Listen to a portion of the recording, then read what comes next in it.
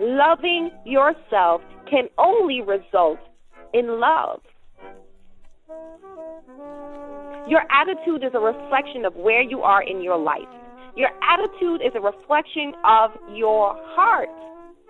Your outlook and attitude to life and others are a direct reflection of the attitude you have for yourself. Attitude is everything. Have you encountered someone with a bad attitude lately? Do you notice the reflection their attitude has on them? Doesn't it seem as if a dark cloud just halos over their heads? You almost want to run out the room when you see them coming because they're so dark. Most times we don't compare ourselves to those people. We may coin a phrase like, I know I have a bad attitude, but, you have to cross me before you see that side of me. It is that side of you, that dark cloud that you have, that you're carrying around with you, that is what needs to be addressed immediately, because it's the only way to help you forward in developing a better attitude. Anybody knows it's not appealing to have a bad attitude. So why do we carry around with us a bad attitude waiting to come out? Why do we give people the power to make us mad? It's because of our own expectations, the expectations of others that I talk about when I talk about the misfortunes that we create in our lives. The only suggestion I have right now is to begin to foster change within ourselves and within our lives, is to start with gratitude. Develop the attitude for what you are grateful for, because it's only up to you, and open the doors for you and your soul to share in the appreciation of grace. The next step after gratitude is practice. We have to practice softening our hearts. Stop being jealous of our friends. We have to stop being shady. We have to stop worrying about what everyone else is doing and what everyone else has. We have to soften our hearts. We have to let go of the pain and burdens that we carry around. We have to let go of the bad attitude and the critiques that is so much part of us. We have to practice peace, love, grace, and hope. We have to practice goodness, patience, and it's not going to be easy. Because I know when somebody cuts me off when I'm driving, I want to chase them down and call them all sorts of names. But we have to stop and ask ourselves, what's wrong with me? Why am I in such a hurry? What can I do to develop a better attitude towards this situation?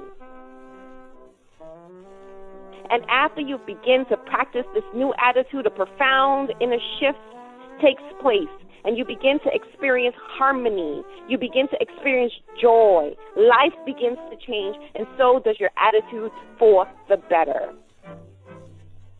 So let me end on one more reading from the book Simple Abundance, and it's about grace, Grace.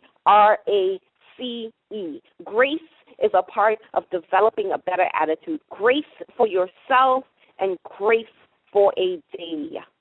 The title is A Day of Grace.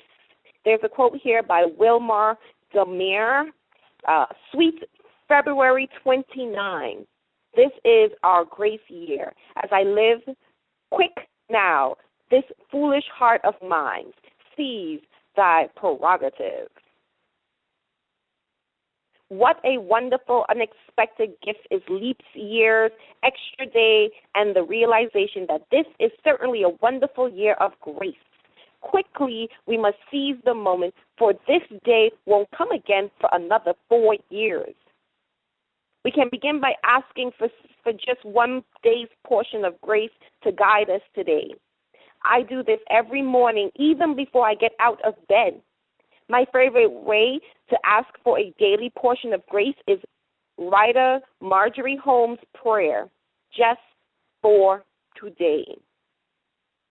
Oh God, give me grace for this day, not for a lifetime, nor for next week, nor for tomorrow, just for this day.